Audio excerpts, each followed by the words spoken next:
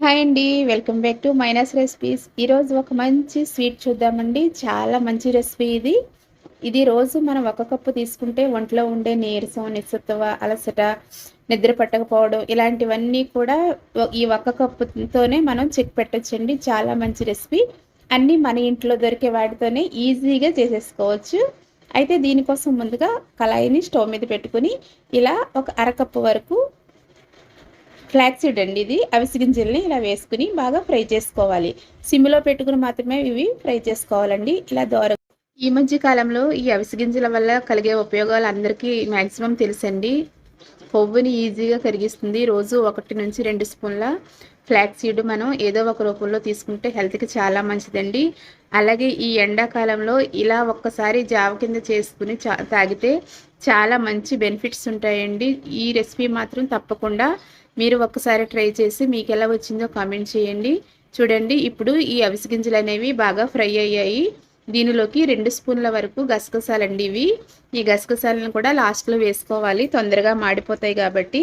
అవిసె గింజలు ఫ్రై అయిన తర్వాత మాత్రమే గసగసాలు వేసుకుని ఒక 2 నిమిషాలు బాగా ఫ్రై చేసుకోవాలండి.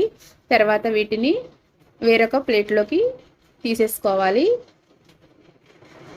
చూడండి, ఇవన్నీ కూడా బాగా ఫ్రై అయిపోయిన తర్వాత వేరొక ప్లేట్లో తీసేసుకుని మనం ఇదే పాన్లో పాలు పోసుకోవాలండి. నేను ఒక 1/2 లీటర్ వరకు పాలు పోసాను. పాలు పోసి ఇది బాగా చల్లారే వరకు పాలు మరుగుతూ ఉంటాయండి. ఈ పాలు మరిగేలోపు మనం ఇవి చల్లారబెట్టుకుని మిక్సీ పట్టుకోవాలి.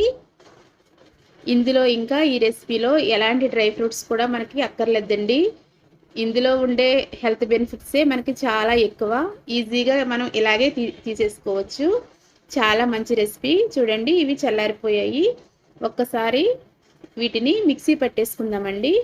మెత్తని పౌడర్ లాగా మిక్సీ పట్టేసుకోవాలి. ఇలా మిక్సీ పట్టుకున్న దానిలోకి మీ దగ్గర ఎండు కొబ్బరి ఉంటే ఎండు కొబ్బరి వేసుకోండి, లేదు అంటే పచ్చి కొబ్బరి కూడా వేసుకోండి. పచ్చి కొబ్బరి కూడా హెల్త్కి చాలా మంచిదండి. కొద్దిగా ఒక ముక్క వరకు మనం తీసుకోవచ్చు పచ్చి కొబ్బరిని. కొంత మోతాదులో రోజు తీసుకున్నా ఏం కాదండి. ఇలా పచ్చి కొబ్బరి కూడా నేనైతే పచ్చి కొబ్బరే వేసాను.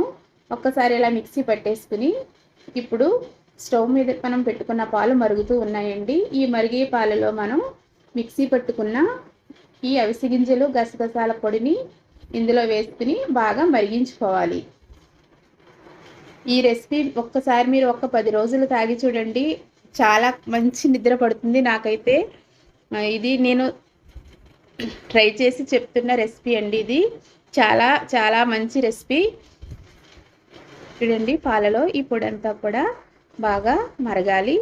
ఒక్కసారి ఇదంతా కూడా బాగా ఉడికిన తర్వాత ఇప్పుడు దీనిలోకి నేను ఒక 2 స్పూన్ల సబ్జా గింజల్ని నానబెట్టి ఉంచానండి. నేనైతే ఒక 2 గంటల వరకు సబ్జాని నానబెట్టి ఉంచాను వాటర్లోనే.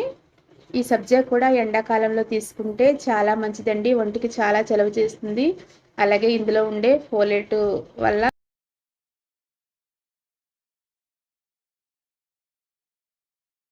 అన్నీ కూడా సబ్జాలో ఉన్నాయి.